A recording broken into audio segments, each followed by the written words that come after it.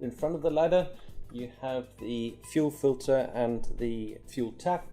So here, when you are having a look at your machine, if you see any water in the bottom of the fuel trap, please drain it. Sometimes if you see the fuel is slightly opaque, this might mean you've got water dissolved within the fuel.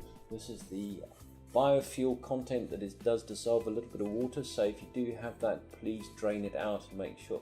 If you are doing your own maintenance, please make sure that you use the correct filters for the machine, and please, a good idea to always do is change one filter, prime the system, run it before you change the next filter.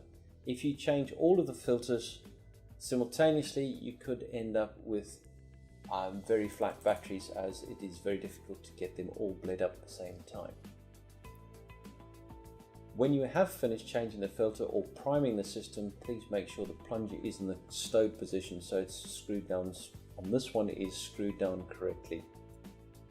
This goes for the whole machine as you go round it. Do keep an eye out for any bushes or bearings that are worn and or broken, especially where it comes to the sieves, shake a shoe, etc. Please make sure that those bearings and bushes are in good condition. Going up from that, we have the moisture meter.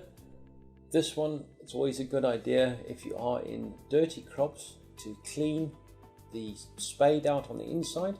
So remove the two nuts, remove it, be very careful when you remove it. There is a little strap on the side, a little earth strap, just make sure you don't pull too hard because that's very delicate.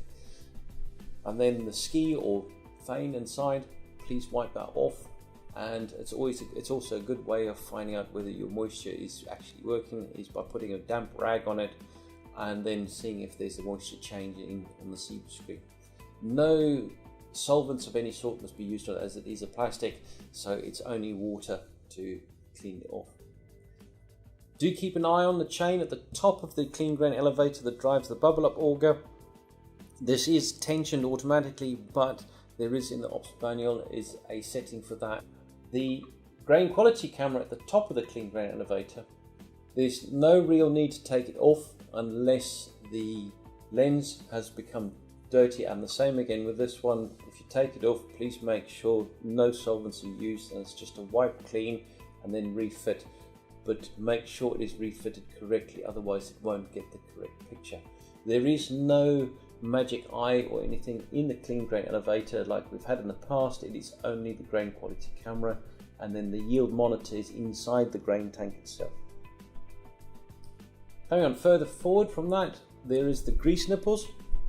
These grease nipple banks, there's two banks just like on the left hand side, and this is where you grease all the bearings on the right hand side of the machine. This includes the right hand rotor bearing as well, and like we said, for the left hand side, on the right hand side, when you grease this bearing, you are not required to do 20 pumps or so, but certainly once a day, a couple of pumps would suffice. The returns elevator, the tensioning is the same tension as in the clean grain elevator. It's just so you can move the chain across the sprocket on the bottom. This tension is done, as like in the past, is done from the top. So do follow the ops manual, as in undoing some nuts, tensioning it, then clamping it back up.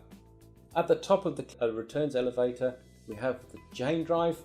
Also make sure that this is kept nice and clean, and also do lubricate it as per the book.